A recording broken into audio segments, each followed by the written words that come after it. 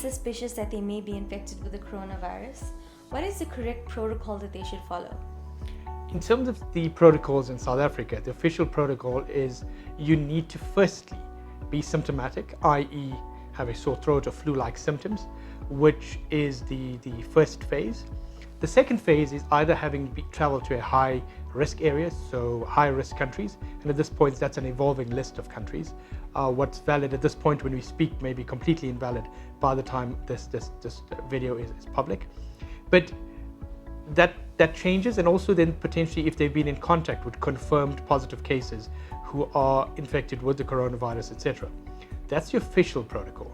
However, in my personal opinion, as an individual and scientist, if you look at the 14-day period that we're waiting to self-isolate or self-quarantine, it is confirmed according to the latest data and research around the world that the virus replicates in the body and the individual is contagious, i.e. means you can be spreading the infection for that period. So if the official policy is you need to be symptomatic and prove you're in high-risk areas, what happens for the 14 days or the 12.5 days as a technicality that you're not symptomatic? Or longer, because the latest research out of a journal known as The Lancet says it could be up to 38 days before you're symptomatic. Should you wait then? In terms of government policy, you need to wait.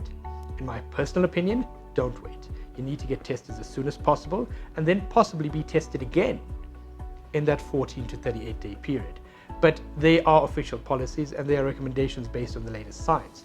But based on the information I have at hand, my personal recommendation would be tested as soon as possible and then at a later stage. There are concerns, and just this afternoon I was in engagements with various colleagues of saying, but if you do that, it's irresponsible because you're using and depleting limited resources.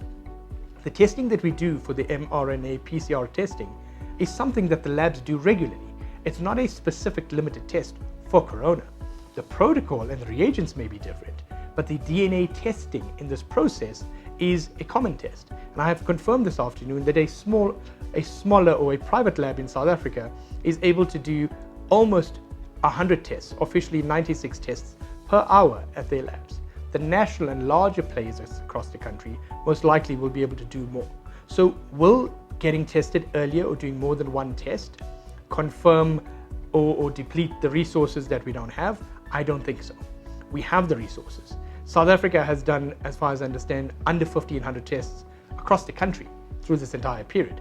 But practically, that's not going to put a strain, because realistically, this lab could have done all of those tests in under one 24-hour cycle.